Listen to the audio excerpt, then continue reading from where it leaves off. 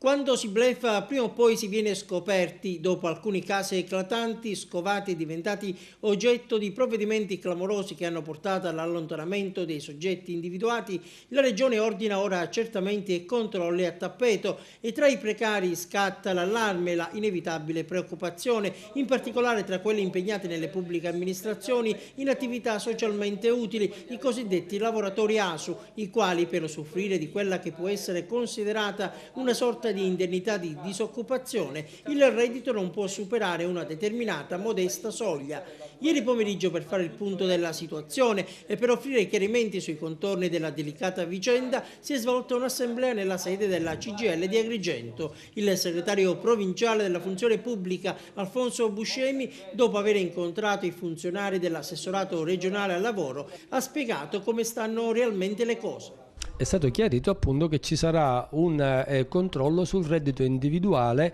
al fine di consentire il mantenimento del requisito indispensabile per far parte delle attività socialmente utili, che è il reddito limite di 8.000 euro come reddito individuale. Lei, dopo essere stato confermato alla guida della CGIL Funzione Pubblica, è arrivato un altro importante riconoscimento, segretario organizzativo della CGIL. Ecco, questo significa maggiore responsabilità. Beh, certamente c'è l'orgoglio di aver rappresentato una categoria come la funzione pubblica che ha un gruppo dirigente all'altezza, e io che sono la massima espressione di questa categoria ricevo questo prestigioso incarico.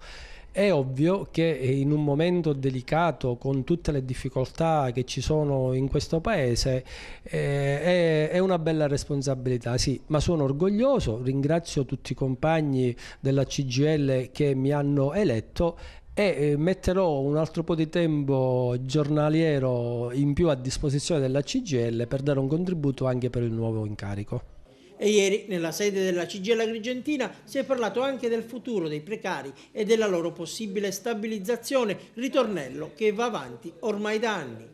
Da questa situazione noi possiamo venirne fuori con una programmazione reale e concreta, considerato che la Regione impegni gli stessi fondi da tanti anni, quello di storicizzare e quindi di tramutare con trasferimenti ordinari agli enti locali queste somme consentirebbero una programmazione anche da parte degli enti e quindi una lenta ma sicura e programmata stabilizzazione.